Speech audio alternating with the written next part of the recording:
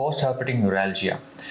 Post ಹರ್ಪೆಟಿಕ್ ನ್ಯೂರಾಲ್ಜಿಯಾ ಅನ್ನೋದು herpes ಝಾಸ್ಟರ್ ಅಥವಾ ಸರ್ಪಸುತ್ತು ಎನ್ನುವ ಇನ್ಫೆಕ್ಷನಿಂದ ಆಗುವ ಕಾಂಪ್ಲಿಕೇಶನ್. ಸರ್ಪಸುತ್ತು ಆಗಿ 2 ಅಥವಾ 3 ತಿಂಗಳ ನಂತರ ಇದು ಕಾಣಿಸ್ಕೊಳ್ಬೋದು. ಇದು ಹೆಚ್ಚಾಗಿ ಇಮ್ಯುನಿಟಿ ಬಹಳ ಕಡಿಮೆ ಇರೋರಲ್ಲಿ ಕಾಣಿಸ್ಕೊಳ್ಳುತ್ತೆ. ಹೆಚ್ಚಾಗಿ ಇದು ಬೆನ್ನಿನ ಹಿಂದೆ ಕಾಣಿಸ್ಕೊಳ್ಳುತ್ತೆ. ಅದಲ್ಲದೆ ಭುಜ, ತೊಡೆ ಮತ್ತು ಕಡಿನ ಸುತ್ತಲೂ ಕಾಣಿಸ್ಕೊಬಹುದು. ಇದರ ಗುಣಲಕ್ಷಣಗಳು ಏನಂದರೆ ವಿಪರೀತ ನೋವು, ಅಂದರೆ ಚುಚ್ಚುವಂತಹ ನೋವು, ಶಾಕ್ ಹೊಡೆಯುವಂತಹ ನೋವು, ಮತ್ತು ಆಲೋಡೆನಿಯಾ ಅಂತ ಒಂದಾಗುತ್ತೆ. ಅಂದರೆ ಸ್ಪರ್ಶಿಸಿದ್ರೂ ಬಹಳ ನೋವಾಗುತ್ತೆ. ಏನಾದರೂ ಬಟ್ಟೆ ಹಾಕೊಳ್ಳುವಾಗ, ಬಟ್ಟೆ ತಾಗಿದಾಗ ಅಥವಾ ಫ್ಯಾನಿನ ಗಾಳಿ ತಾಗಿದಾಗೂ ಕೂಡ ಬಹಳ ನೋವಾಗುತ್ತೆ.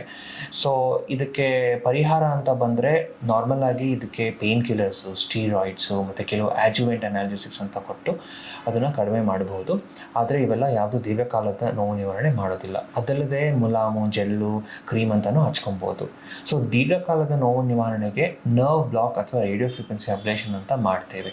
ಯಾವ ನರ್ವ್ ಇರಿಟೇಟ್ ಆಗಿದೆಯೋ ಅದರ ಬ್ಲಾಕ್ ಮತ್ತು ರೇಡಿಯೋ ಫ್ರೀಕ್ವೆನ್ಸಿ ಅಬ್ಲೇಷನ್ ಮಾಡಿದಾಗ ಆ ನೋವು ನಿವಾರಣೆ ಆಗುತ್ತೆ. ಇದರಿಂದ ಯಾವುದೇ ಆದ ಸೈಡ್ ಎಫೆಕ್ಟ್ಸ್ ಇರೋದಿಲ್ಲ. ನೋವು ನಿವಾರಣೆ ಕೂಡ ಬಹಳ ಬೇಗ ಆಗುತ್ತೆ. ನಿಮ್ಮಲ್ಲಿ ಏನಾದರೂ ಪೋಸ್ಟ್ ಹರ್ಪೆಟಿಕ್ ನ್ಯೂರಾಲ್ಜಿಯಾ ಏನಾದರೂ ಆಗಿದ್ದರೆ ಅದಕ್ಕೆ ಸೂಕ್ತ ಪರಿಹಾರ ಕಂಡುಕೊಳ್ಳಿ.